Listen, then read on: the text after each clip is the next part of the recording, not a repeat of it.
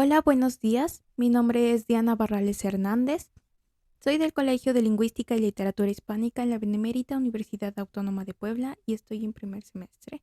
Hago este podcast que será un breve resumen de todos los temas vistos en la clase de textos clásicos y hablaré sobre Platón, Aristóteles, subtemas de Aristóteles como las diferencias que tiene con Platón, los tipos de arte, la poética de Aristóteles.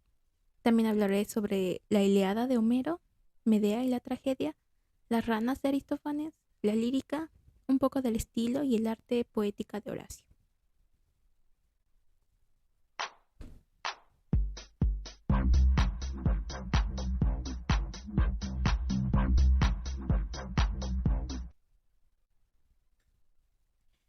Comenzaré hablando sobre Platón. Y podemos decir que Platón fue nacido en Atenas el 427 al 347 a.C. Era un filósofo presocrático, de aquellos que buscaban entender el medio natural. Platón decía que hay que buscar un bien generalizado, pues el bien propio no basta. Platón era discípulo de Sócrates y maestro de Aristóteles. Fundó una academia que duró del 387 a.C. hasta el 529 después de Cristo. Su lema era: aquí no entra nadie que no sepa geometría. Su obra, Diálogos, eternizó las enseñanzas de Sócrates. Sus enseñanzas se sustentan en un dualismo metafórico manifestado en el mundo inteligible y el mundo sensible. Su academia duró casi 800 años. Y aquí entra algo curioso porque Sócrates, el maestro de Platón, no tenía una academia. Más bien él enseñaba en la calle. Sin embargo, Platón fundó la suya, en Atenas. Ahí es donde nos presenta un concepto, que es el mundo perceptible imita al mundo de las ideas, únicamente por la vía del intelecto. Lo que vemos no es más que un reflejo imperfecto de la realidad. La imperfección se manifiesta en varias formas. La primera son las imágenes de las cosas. Aquí es donde el conocimiento que se obtiene es escaso. Estamos hablando de la imaginación. Este es el primer grupo, que también lo forman los objetos físicos mismos, que por estar sujetos al tiempo y al espacio nunca son. Es decir, no son esencias. Aquí entra la creencia. ¿Qué es aquello que nunca termina? Es aquello que nunca empieza. En el segundo grupo está aquello que es percibido por el alma y que genera objetos del primero. Los principios matemáticos y geométricos se incluyen aquí, pues se les puede representar físicamente a través del entendimiento.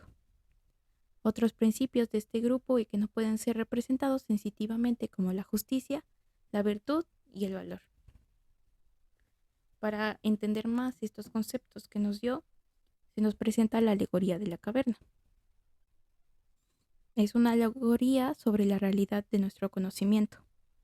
Crea la alegoría para mostrar un sentido figurativo de que nos encontramos encadenados de una caverna desde que nacemos y las sombras que vemos reflejadas en la pared es lo que nosotros consideramos lo real. Este mito se encuentra en el libro séptimo de la obra República de Platón. Bueno, y como les digo, la alegoría es un mito, una, un mito que habla sobre que nos pide imaginar a un esclavo que ha estado atado a una caverna desde su infancia. Nunca había estado en otro lugar y todo lo que veía, todo lo que estaba ahí, todo el tiempo, nada más era estar viendo sombras mientras estaba encadenado.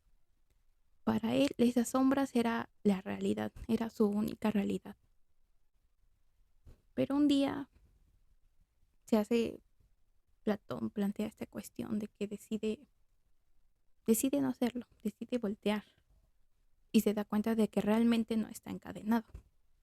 Realmente las cadenas que lo mantienen ahí no están pegadas a la pared, no está realmente atrapado. También al hacer eso se da cuenta de que realmente las sombras que ve en la pared todos los días desde que era un niño no era la realidad que él pensaba. Están producidas por un fuego que tampoco era la realidad, era una parte. El hombre es liberado, decide avanzar y este paso que da para ver más allá del fuego, más allá de las sombras, define Platón como la primera adquisición del conocimiento.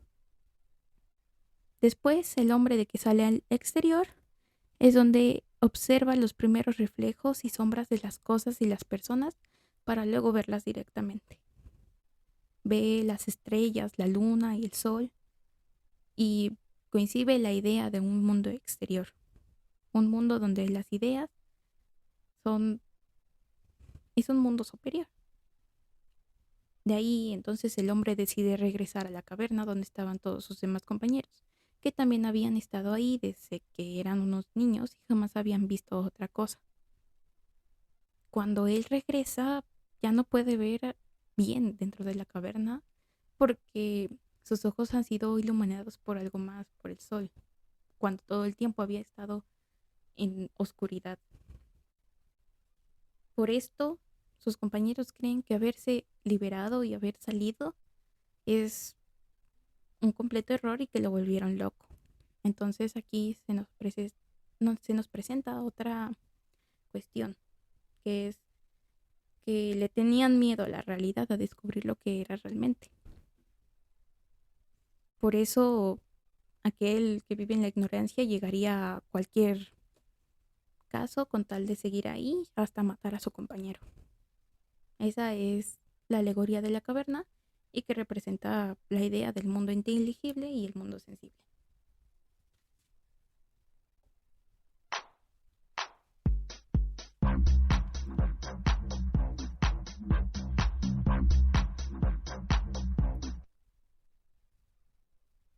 Ahora vamos a hablar sobre Aristóteles, nacido en esta gira el 384 a.C. a Calcis el 322 a.C. Bueno, ¿qué podemos decir de él? De sus 200 tratados referidos, solo tenemos evidencias de 31. Sus temas son la lógica, la metafísica, la filosofía, la ciencia ética, la filosofía política, la estética, la retórica, la física, la astronomía y la biología. Estuvo en la Academia de Atenas 20 años con Platón. Eso fue hasta que él decidió fundar la suya y creó una escuela tiempo después. Y uno de sus alumnos más conocidos es Alejandro Magno.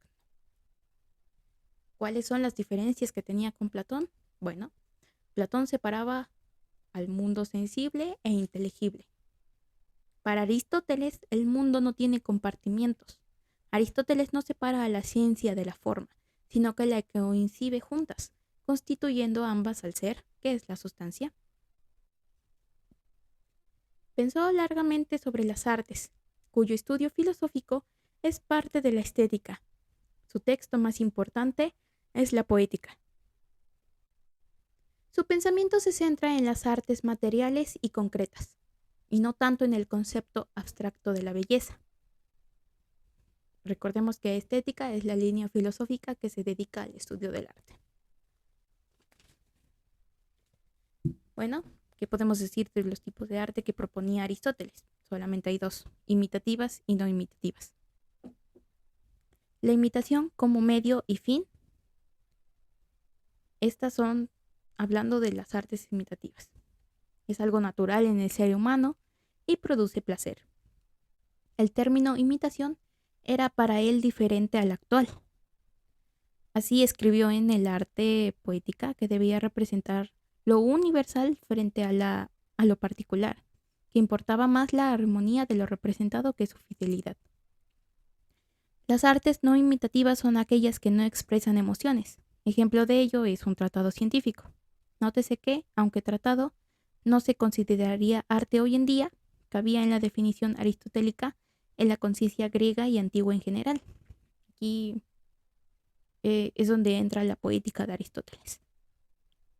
Hay que recordar que en la poética Aristóteles no considera un poeta a aquello que solamente escribía literatura, que por cierto ese término no existía en la antigua Grecia. Consideraba poeta a todo aquel que hacía y creaba cosas.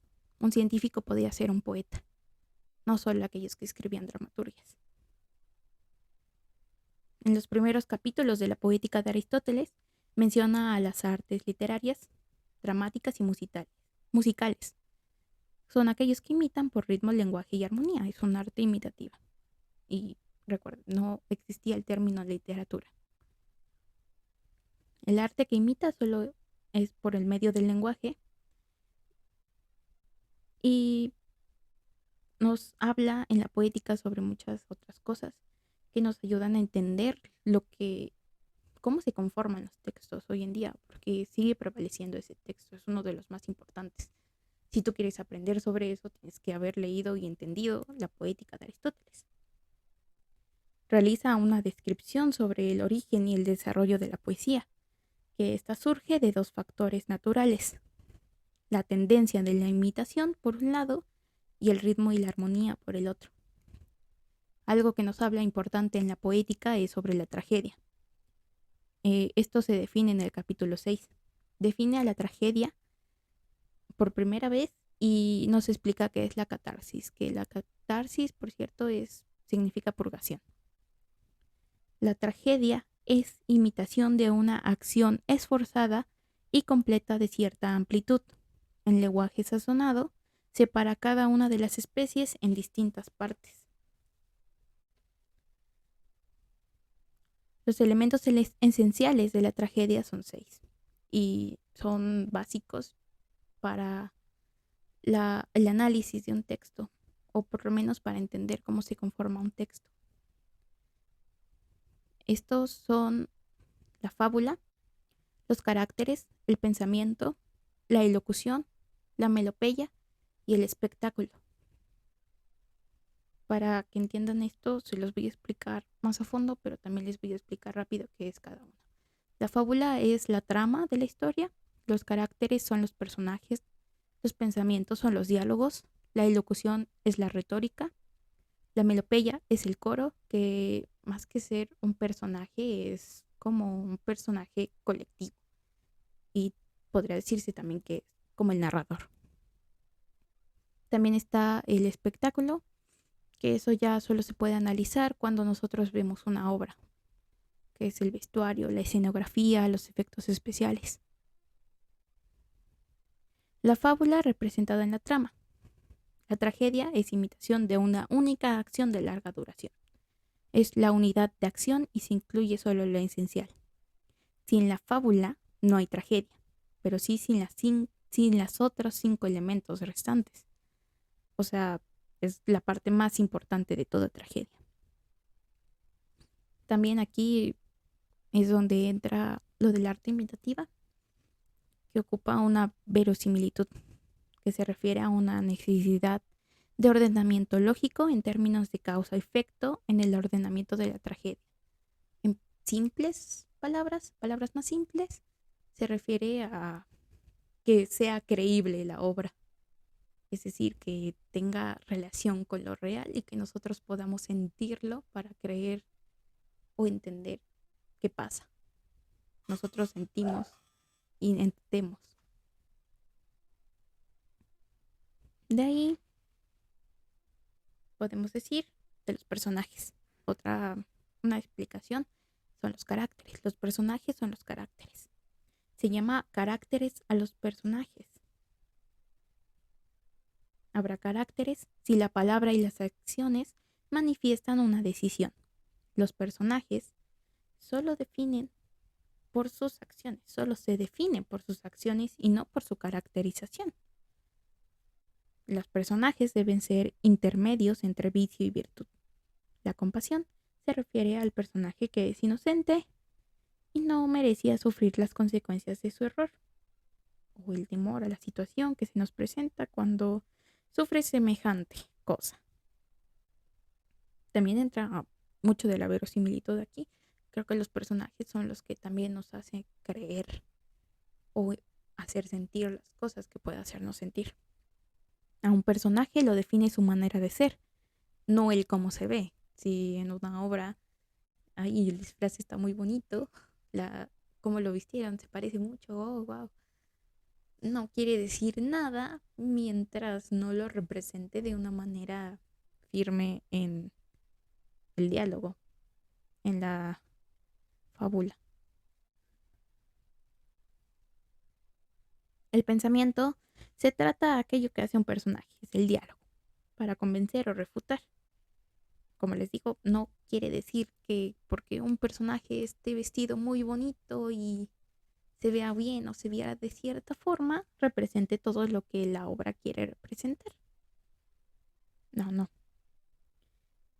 También para que nosotros definamos el personaje está la elocución, que es la expresión mediante las palabras.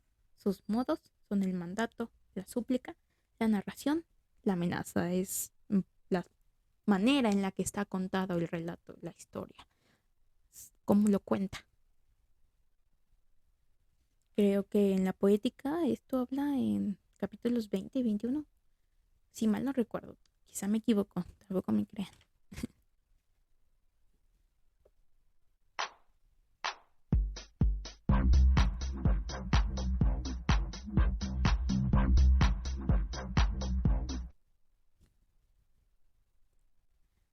Ahora vamos a hablar sobre Homero y la Ilíada.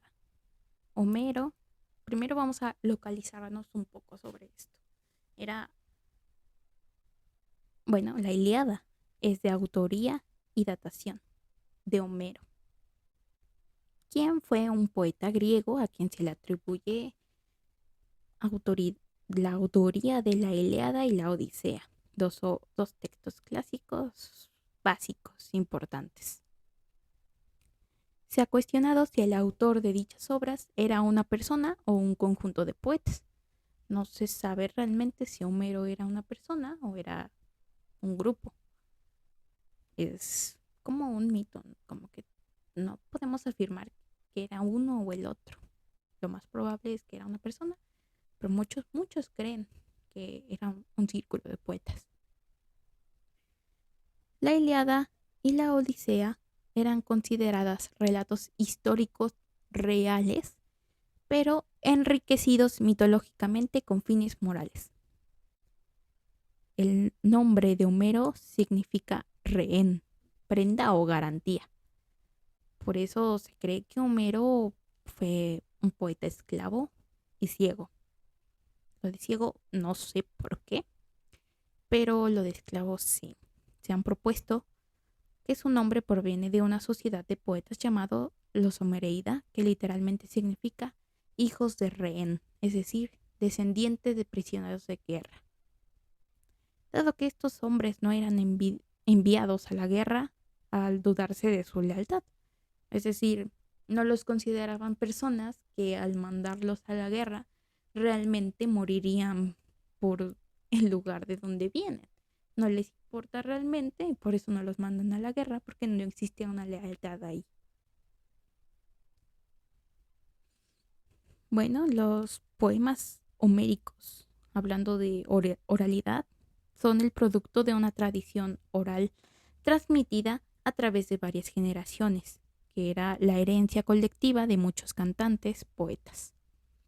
La Ilíada y la Odisea forman parte de una serie más amplia de poemas épicos de diferentes autores, denominado ciclo troyano. La Ilíada es una epopeya griega y el poema más antiguo escrito en la literatura europea. Compuesto en hexámetros dactílicos, consta de, a ver si no me equivoco, de 15.693 versos, porque sí, está escrita en verso.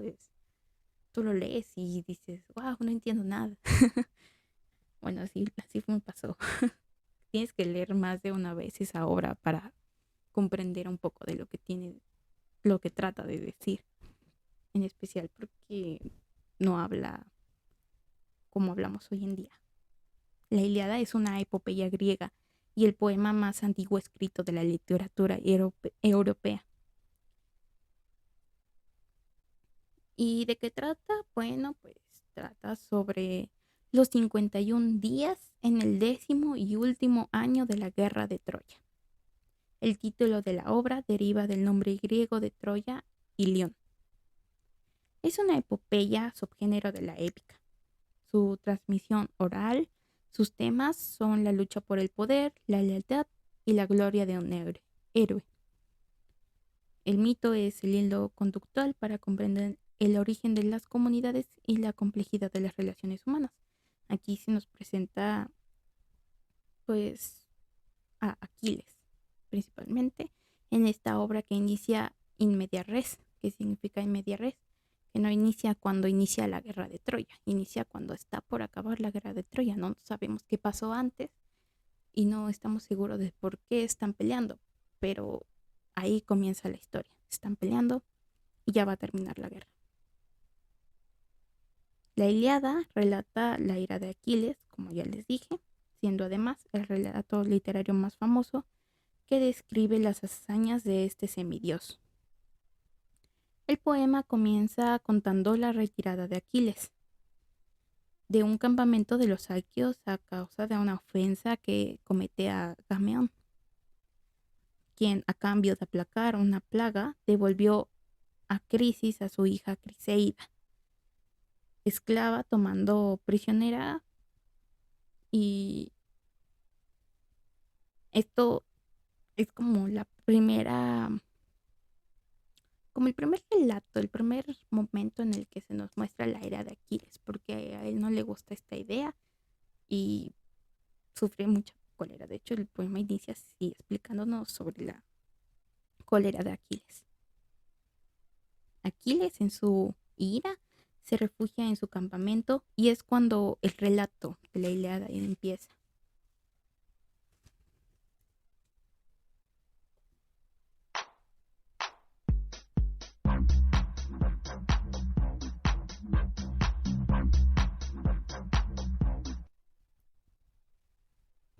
Ahora voy a hablar sobre Medea y la tragedia. Bueno, la autoría y datación fue de Eurídipe. Fue uno de los tres grandes poetas trágicos y griegos de la antigüedad, junto con Esquilo y Sófocles. Fue amigo de Sócrates, quien presenció, por cierto, sus tragedias. Se las vio, no solamente las leyó, no solamente escuchó a través de la oralidad de esta obra, él las vio. Se dice que este personaje escribió más de 90 obras, pero solamente se conservan 19 de ellas. 18 son tragedias y el otro es un drama satírico. Se llama El Cíclope. Sus obras eran tratadas de leyendas y mitos anteriores a su tiempo, pero eran aplicables al contexto en el que vivía en ese entonces. Él reformó la tragedia mostrando mujeres fuertes y esclavos inteligentes, y por satirizar a muchos héroes de la mitología griega. Él, por ejemplo, en Medea era una mujer muy fuerte. Bueno, más que fuerte, inteligente. Ajá, porque no digo fuerte como que como la fuerza de Heracles, por ejemplo. Era fuerte hablando de que era una mujer muy inteligente, pero en la historia, bueno, a lo mejor ya no relata esto al final porque corrompe al personaje principal, ya que sus obras se centraban en la vida interna y las motivaciones de sus personajes de una forma antes desconocida para los griegos. Usaba mecanismos de discusión llamado Deus Ex Machina, creo que así se pronuncia, pero era un recurso muy imprevisto. Constaba en solucionar de manera antinatural un conflicto. En el final de Medea incluye un acto divino. La sociedad ateniense de la época se debatía entre dos opciones: la estabilidad de los valores conservadores representado por Esquilo y Aristófanes, o lo racionalista, representado por Eurídipe y Sócrates, que era más de los sofistas. La tragedia alcanzó su apogeo en el siglo V a.C. y su argumento era la caída funesta de un personaje importante. Sus personajes protagónicos son ilustres y se enfrentan al destino generado, un conflicto cuyo final es la destrucción del héroe. Como les digo, Medea al final como que no nos muestra cómo llegó al principio. Este lo representaba llegaba a la locura o incluso la muerte. El término procede del griego tragedia, el canto del macho cabrío. Los antecedentes de la tragedia de Medea trata sobre la conocida historia de Jasón, quien tras las aventuras lo llevaron a conquistar el Pelocilio de oro, un trabajo impuesto por su tío. Tras el trabajo se casó con Medea. El argumento se resume a que Jasón, esposo de Medea, se promete en matrimonio con Glauce, hija del rey Creonte del Carinto. Creonte, que había planeado el matrimonio ante el temor de Medea, pues no le sirve de mucho porque, les digo, ella era sabia y muy hábil. Entonces ella planea su venganza, pero por esto, pues la destierran de inmediato. Entonces Medea, en su papel de que ya la van a correr, finge ser sumisa y les pide solamente un día de plazo para que pueda salir al destierro. Y ese plazo lo aprovecha para realizar un presente a Glauce, una corona de oro, la cual causa la muerte por el simple contacto. Por eso Glauce muere de una manera horrible. Y tras perspectar, tras observar ese acto, entonces Medea mata a sus propios hijos en la locura. Entonces después escapa, subida en el carro de Helios, quien Helios ya le había dicho que de por sí le iba a ayudar a escapar.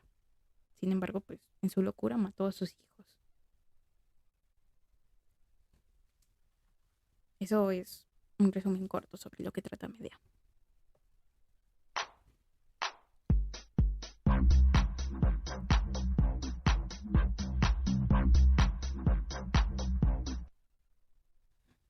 Una de mis obras favoritas que leí en la clase de textos fue Las ranas de Aristófanes. Es Las ranas de Aristófanes. Aristófanes era, creo más bien que es uno de los primeros que escribió comedia en la antigua Grecia. Lo veían vulgar. Él vivió en tiempos de guerra del Peloponeso, en los que se mostró en contra de las innovaciones de Sófocles y Eurídipe. Poéticamente su estilo se encontraba en el estilo ático, que es como el más elevado después del estilo homérico de los poemas épicos. Su obra posee un fin moral y social que fue explotado en la sátira, expresado en la personificación de otros autores. Se conservan solamente 11 comedias suyas. Y el punto en común de todas estas comedias son la crítica y más bien que el humor funciona como una crítica a sus personajes. Y no cualquier personaje, eran personajes notables, eran dioses o héroes, los satirizaba. Por eso a muchas personas no les agradaba mucho la idea de que a su dios más importante en la representación de las dramaturgias hablaran como si fuera tonto. Todas las comedias que se conservan son atenienses y del siglo V antes de Cristo. Representaban las festividades dionisíacas. La primera comedia conocida es Los Arcanienses de Aristófanes. Bueno, las únicas comedias completas que se tienen también son de Aristófanes, cuya estructura era tener un prólogo, un párado. El párado es la entrada del coro. Ya les expliqué que era un coro. el agón, que era la lucha. La parábasis, la parábasis es la intervención del coro. Es cuando el coro entra como un personaje. Trata, tratando un tema diferente, puede ser. Estaban los episodios y el éxodo. Y como les dije, Aristófanes no era muy bien recibido a veces porque su imitación era grotesca. Eh, Tal como lo dijimos, la imitación de personas de baja estrofa, pero de cualquier defecto, sino que lo cómico es una parte de lo feo. ¿A qué se refiere esto? Pues que lo cómico es un defecto y una fealdad. No tiene ni dolor ni daño del mismo modo. Lo cómico es feo. Las ranas, su trama, gira en el entorno a Dioniso, quien viaja a Hades para buscar a Eurídipes, porque pues ya no hay buenos dramaturgos, ya no, es como si ahorita creemos que ya no hay buenos artistas, pues él consideraba lo mismo, ya no creía que había buenos dramaturgos, por lo cual decide llevar a su esclavo Jantias, quien por cierto es más inteligente que Dioniso. Él sabía lo que hacía y él sabía por qué le convenía ayudar al dios en ese viaje. Entonces inician el viaje por el Hades y en ese lapso inicia un canto de coros, un canto coral de ranas, las cuales aparecen en la laguna de Estigia. Es posible que por esta aparición sea el nombre que se le da a la obra, las ranas. No hay otro momento en el que se podría definir el nombre. Lo más probable es que de ahí sale el nombre. De ahí, pues después de algunas peripecias, Dioniso presencia un concurso junto con Hades en el que se enfrenta Esquilo y Eurídipes, quien es mejor, es el mejor autor de tragedias, bueno, según la obra, claro. Por- pero, sin embargo, ya cuando va por él, por eso, y se encuentran en el enfrentamiento, pues Dioniso decide no llevarse a él, a pesar de que lo estaba buscando, y se lleva a Esquilo. Este se lo lleva de regreso a la tierra y también se nos presenta en la obra que más bien ninguno de ellos es el mejor, sino que Sófocles era mejor que de todos esos autores del Hades. Es una comedia bastante chistosa, bueno, es muy recomendada.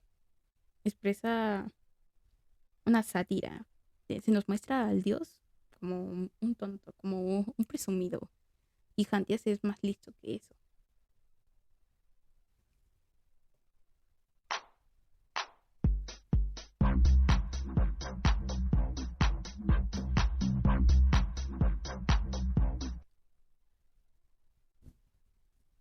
Bueno, el siguiente tema es la lírica.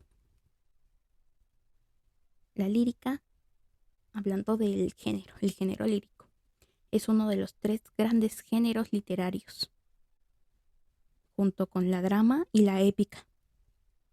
En este en general, el autor transmite sentimientos, emociones o sensaciones respecto a una persona u objeto de inspiración. La expresión habitual del género lírico es el poema. Utiliza como forma de expresión el verso, aunque existe también la lírica en prosa. En Grecia adquirió este nombre porque los poemas se acompañaban con una lira. Una lira, pues, es un instrumento de cuerdas. Aquí es donde empieza, en el género lírico, es donde empieza lo del yo poético. No era como las dramaturgias, había un yo. Se nos habla de la subjetividad, aquella que comunican las más íntimas vivencias del hombre, lo, lo subjetivo. La lírica parece ser la forma más antigua de la poesía, pues lo hallamos en los cánticos de Moisés y en los salmos de David. Los creadores legendarios griegos son Orfeo, Lino Museo. Hay históricos Simoned, Simonides, creo que sí se pronuncia, no estoy segura. Tirteo, Safo. Y algunos lo llevaron al teatro. Este género lo llevaron al teatro como Esquilo, Sófocles y Eurídipe, los tres grandes. También Píndaro hizo odas. Entre los romanos sobresalieron la lírica de Horacio y Catulo. En la Edad Media inspiró a los cantos de los bardos. Sus características principales son el hablante lírico. ¿Qué es el hablante lírico? Pues es el ser ficticio que transmite su subjetividad al que habla en el poema. El objeto lírico es la persona, objeto o situación que origina los sentimientos en la voz poética y suele ser concreto y con referente tangible. Está el motivo lírico, que es el tema del cual trata la obra lírica. Es el sentimiento predominante en la voz poética. También está el temple de ánimo, que es el estado en el que se encuentra el alma. Está el tema, que se refiere al asunto principal que se reitera a lo largo de todo el poema. Por último, está la actitud lírica. Es la forma en que se relaciona la voz lírica con los distintos referentes del poema. Es la actitud apostrófica y carmínica. Otra cosa importante en la lírica, en el género lírico, es la introspección. La poesía lírica se suele caracterizar por esta. No narra una historia propiamente dicha, no se desarrolla una acción, sino que expresa una emoción determinada. Acumula imágenes y elementos con valor simbólico debido a su brevedad. Hallamos una mayor concentración y densidad que en el resto de géneros literarios no hay. Es aquí, les recuerdo, el yo poético, el yo del poema, con el autor que hay detrás, ya que puedes estar expresando unos sentimientos que no sientes. En las otras obras era importante la verosimilitud, que tú creyeras que era real. Aquí quizá lo que te está contando no es realmente lo que tú crees, no es lo que tú sientes. La lira, como les dije, es un instrumento musical. Este fue creado por Hermes y cuya ejecución se encargaba el Erato, que era la musa griega de la poesía. Aristóteles en su Poética hace mención a la poesía lírica, pero no explicaba el género, solamente la mencionaba. El adjetivo lírico aparece hasta el siglo XV y el término lirismo hasta el siglo XIX, aplicando al movimiento del alma, que será una de las características del romanticismo de la época.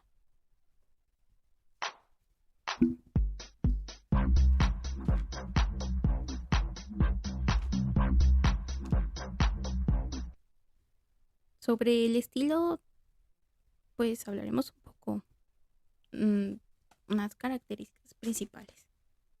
Eh, Aquí podemos hablar de Falero. ¿Quién era Falero? Pues Demetrio Falero participó en la política y filosofía peripatética. Estudió en el Liceo de Aristóteles a pesar de ser hijo de un esclavo. Los problemas políticos lo hicieron salir hacia Egipto, haciéndose bibliotecario de Alejandría y tradució varias cosas al griego. Esto no era muy común, sin embargo, creo que es un acto notable. Sobre su muerte se ha difundido la leyenda de que perdió la vida en el exilio y acabada por una mordedura de serpiente. Se cree que así acabó, pero tampoco se está muy seguro de eso. Antes no se llamaba Antiguo Testamento, sino era la Torá. Fue uno de los textos que también tengo entendido que tradució. Nos habla sobre el estilo. Creo que es la primera persona que nos habla sobre el estilo. El estilo es un tratado peripatético sobre los estilos literarios. Es lo que más se acerca a lo que es una crítica literaria. La obra se divide en dos apartados. El primero menciona los miembros de la prosa, define las oraciones, el periodo y las clases de estilo. El periodo puede ser histórico, retórico y conversacional. El segundo apartado hace un examen de los cuatro tipos de estilo: el sencillo, el elevado, elegante y el vigoroso. Demetrio dio el nombre a las cosas literarias. Demetrio era un aristotélico. Nos habla aquí sobre el estilo elevado. ¿Qué es el estilo elevado? Pues tiene su elevación de pensamiento. En el asunto trata lo que es la dicción, el pragmatat y lo que es la composición. Analiza los tipos de, de métrica y también las partículas, figuras y actos, la dicción, las metáforas, los símiles, las onomatopeyas, todo eso. Él decía que el lenguaje poético era una elevación a la prosa y que el estilo elevado también era conocido como frío. ¿Y por qué es importante todo esto? Pues es importante porque es uno de los mejores testimonios de la crítica literaria. Al revisar el uso del estilo en diversas obras, podemos decir que es lo más cercano que tenemos a la crítica, cómo se hace una crítica. Plantea las bases para una teoría de las prosas desde su estructura y aporta un nuevo estilo a los antiguos. Hay elementos característicos de esto que recomienda evitar la composición de miembros largos que dificulte el seguimiento del receptor, el balance entre miembros largos y breves de caracteriza un estilo y una idea determinada. Los miembros están compuestos por una frase. Las frases no tienen verbo conjugado como en las oraciones. La unión de miembros y frases forman los periodos. Una frase más una frase es un miembro. Un miembro y un miembro es un periodo. Un periodo y un periodo es un discurso. Hablando de la tipología, un periodo enlazado. ¿Qué es? Pues es un compuesto por miembros unidos mediante partículas. Los miembros no tienen conexión o soporte. Están los periodos cortos, 2 miembros, y los periodos largos, que son 4 miembros. La histórica es un balance entre lo enlazado y lo suelto. No debe parecer retórico, sino simple para que su cadencia se muestre. También nos habla sobre el entinema, que es una composición circular donde su información y fuerza derivan del pensamiento. Se trata de una consecuencia lógica o del pensamiento. Eso creo que es lo básico que podemos decir del estilo. Como les dije, algo cortito, nada más para que entiendan.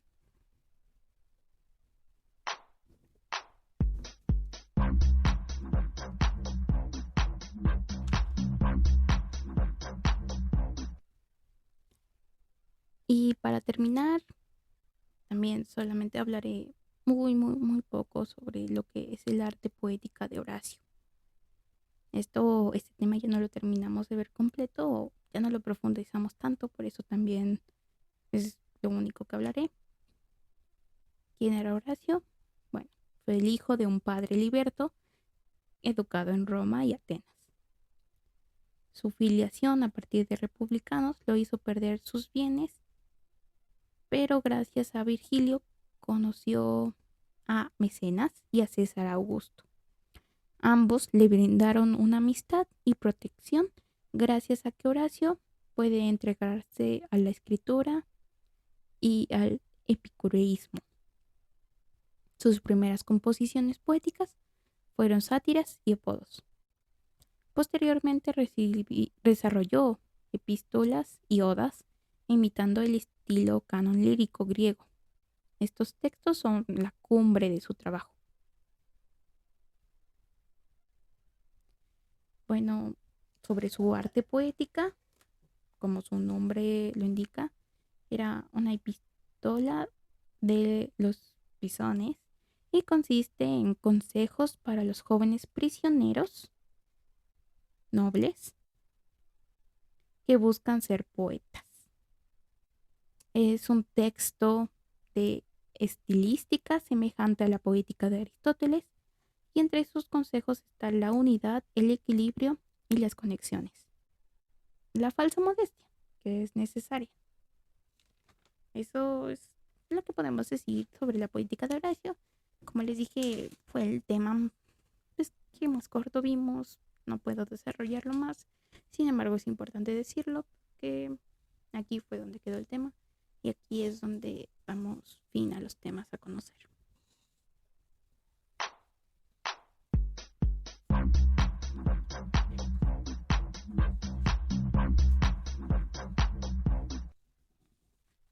Y bueno, para concluir, puedo decir que mi experiencia en el semestre fue muy gratificante y espero que ustedes, tanto como yo lo hice, porque de verdad lo hice, hayan disfrutado de estos temas que yo no los puedo explicar como lo explicó el profesor. Quizá me faltaron varias cosas que decir o quizá no lo sé. Se explica a mi manera, expliqué lo que entendí, expliqué lo que me gustó y espero que a ustedes les haya parecido bien. Y bueno, muchas gracias, nos vemos.